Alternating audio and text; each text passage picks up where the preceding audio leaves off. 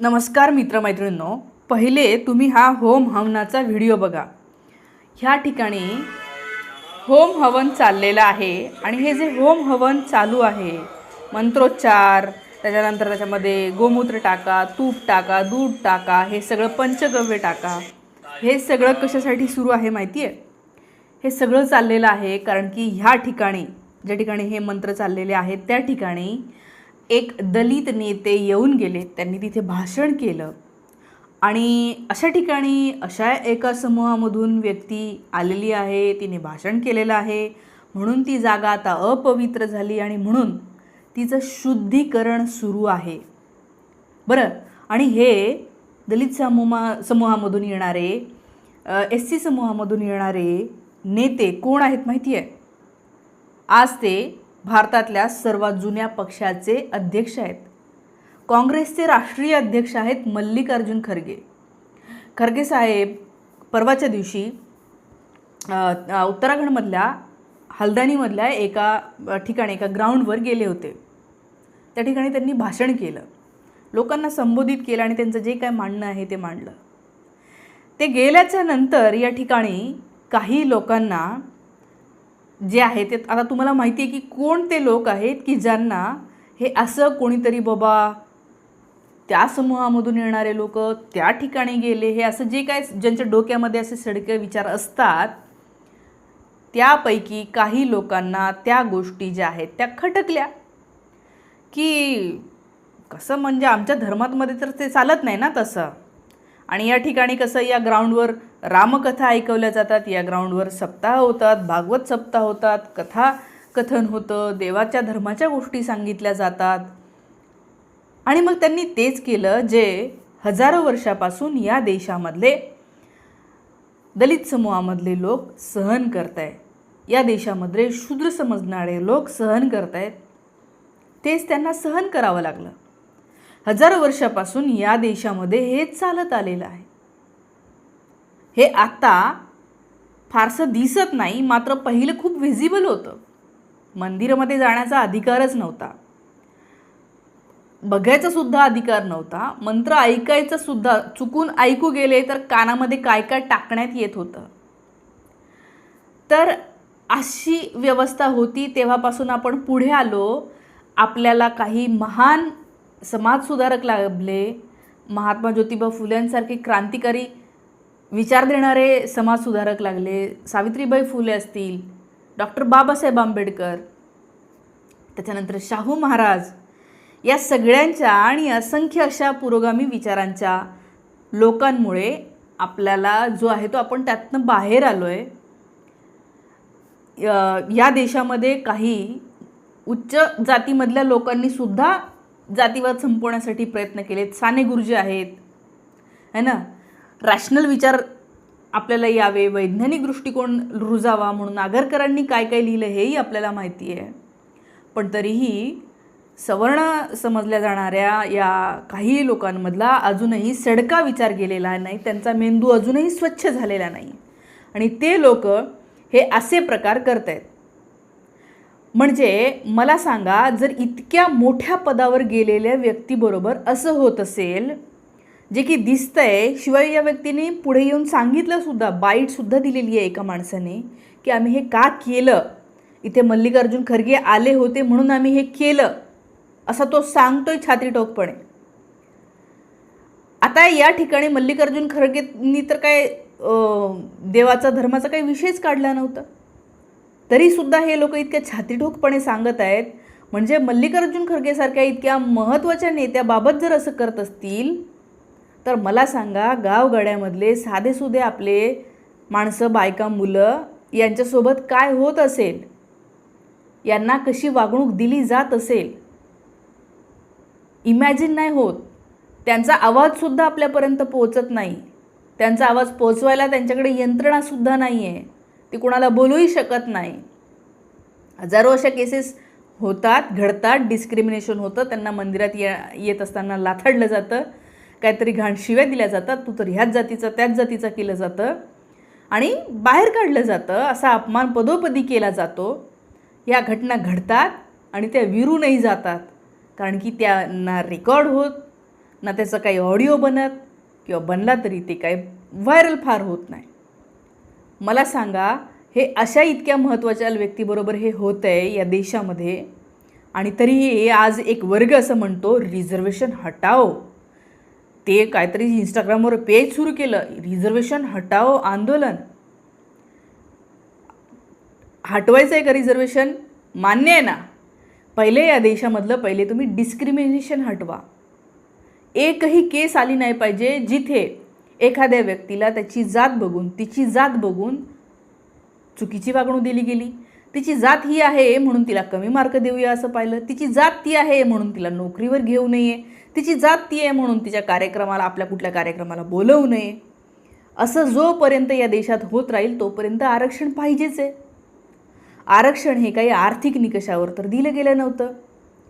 या देशामध्ये बाबासाहेब आंबेडकरांनी किंवा इतर सर्व जे काही आपल्याला लाभलेले जे सगळे महापुरुष आणि समाजसुधारक होऊन गेले, यांचा हा जो विचार आहे, कशातून आलं आहे ते रिझर्वेशन नावाची गोष्ट?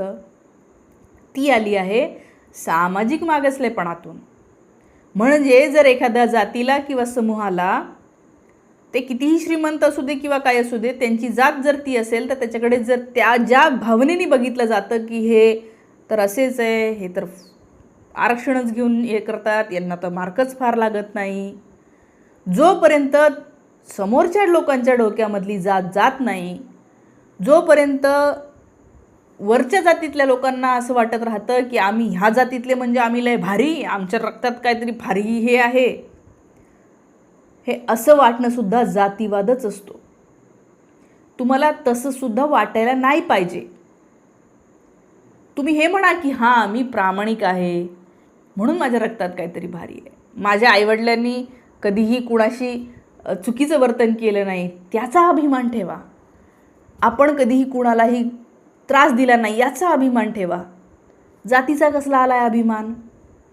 मग जर अभिमान ठेवायचाच असेल जातीचा, तर तुमच्या जातीनी, तुम्ही म्हणता ना की 1000 वर्ष आमची जात अशी अशी भारी होती, मग 1000 वर्षात तुमच्या जातींनी जे त्रास दिला आहे खालच्यांना तो पण घ्या, त्याच्याबद्दल सॉरी फील करा, त्याच्याबद्दल तुम्हाला वाईट वाटू द्या. आणि आहेत आज असे लोक. परवाच एका मुलीचं मी ऐकत होते, ती म्हणाली की मी ब्राह्मण समाजामधून येते आणि मला फार वाईट वाटतं, मी माफी मागते की माझ्या पूर्वजांनी आपल्याच समाजातल्या काही बांधवांबरोबर चुकीची वागणूक केली, मी त्याबद्दल माफी मागते. बिचाऱ्या त्या मुलीचा काहीच दोष नाही आहे, पण तिला माहिती आहे की तिच्या आजोबांनी, तिच्या बापजाद्यांनी काय केलं आहे. त्यामुळे त्याबद्दल हां यार चुकीचं असं जर तुमच्या मनामधून जरी आला ना तरी तुम्ही माणूस आहात. पण या ठिकाणी बघा, हे कितीतरी केसेस या देशामध्ये अशा घडत आहेत, आणि हे करणारे लोक हे भाजपचे समर्थक आहेत, ते मोदी करणारे लोक आहेत. तुम्ही त्यांचे जाऊन ते व्हिडिओ बघा, त्यांचे नावं बघा, आणि त्यांचं ते काय फॉलो करतात ते पण बघा, तुम्ही कोणत्या पक्षाचा उदो करत असतात. आणि त्यामुळे एक लक्षात घ्या की या देशामधल्या बहुजनांचे शत्रू कोण आहेत, तर हे मनुवादी विचारांचे लोक. आणि यांना आज सत्तेत असलेले लोक तिथेच राहावे असं वाटतं, कारण त्यांना माहिती आहे की बाबासाहेबांनी संविधानामधून सगळ्यांना एकसारखं केलं. ह्या जातीतला भारी, मग तो काय की लईच बाबा पराक्रम गाजवणारा, मग तो काय की व्यापार करणारा, हे सगळं मोडून काढलं बाबासाहेबांनी. सांगितलं की नाही, सगळे सारखे, ज्यांना जे करायचं ते करा. त्यामुळे काही वरच्या लोकांचं जे इगो हर्ट झाला की आम्हाला खाली आणून बसवलं, सगळ्यांना सारखंच बसवलं आहे बाबा, आम्ही तर पहिले कधीच खाली बसत नव्हतो, सोबत बसत नव्हतो, बाबासाहेबांनी हे केलं, आणि म्हणून मग त्यांचा त्याच्यावर राग आहे. आणि त्यांना माहिती आहे आज जे सत्तेत बसलेले लोक आहेत ते काय करतायत, तर ते अशा मनुवादी प्रवृत्तीला काहीच म्हणत नाही. धुतलं का? हां, ते तर प्रमोट करतील.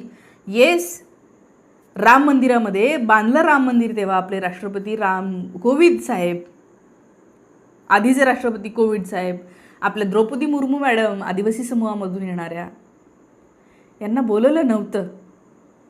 निमंत्रण पत्रिकासुद्धा नव्हती त्यांना. का नव्हती? कारण काय सांगायची गरज आहे, ते ज्या जात समूहामधून येतात त्यांचं लोकेशन जातीचं जे आहे त्याच्याबद्दल या लोकांच्या डोक्यातली घाण अजूनही गेलेली नाही, त्यामुळे बोलवलं नाही. आणि आज मल्लिकार्जुन खरगेंबाबत हे झालं. बरं, तरीही खरगे साहेब हे म्हणत नाही की अहो मला असं वागलं गेलं, मेरे साथ मेरे को गाली दिया. ते मोदी शिव्या दिल्या तर बोंबलतात.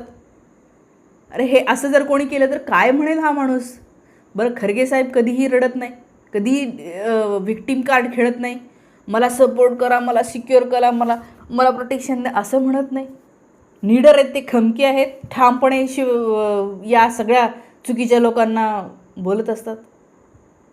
आणि एवढं सगळं करूनसुद्धा त्यांना हे फेस करावं लागतं आहे. त्यामुळे समजून घ्या, लक्षात घ्या की आज देशाची अवस्था काय आहे. काही लोक म्हणत आहेत की हे असं आहे म्हणूनच बाबासाहेबांनी धर्म बदलला असेल. हे सगळं पाहून आज जर असं आहे तर तेव्हा काय असेल. आणि मग त्यातल्या काही लोकांना वाटलं की नाही आम्हाला जर का सन्मान मिळणार असेल आम्ही तिथं जातो, असं जर काही लोकांनी म्हटलं असेल तेव्हा त्यातून ते गेले. असं बाबासाहेबांनीच लिहून ठेवलं आहे की जिथे सन्मान मिळतो तिथे ते गेलेले आहेत. आज काही लोक हिणवतात राईस बॅग, फुकटे म्हणजे काय. या देशाचे मालक आहेत. या देशातला प्रत्येक नागरिक या देशाचा मालक आहे. रिझर्वेशन यांच्यासाठी आरक्षण आहे म्हणून हा काहीतरी फुकटे असं समजू नका. कोणाला तरी तुम्ही उपकार करतोय असं समजू नका. ते जर शोधायचं लागलं तर मग खूप मागे जाता येईल. सगळा इतिहास काढतो म्हटलं तर कोण कुठून आलं.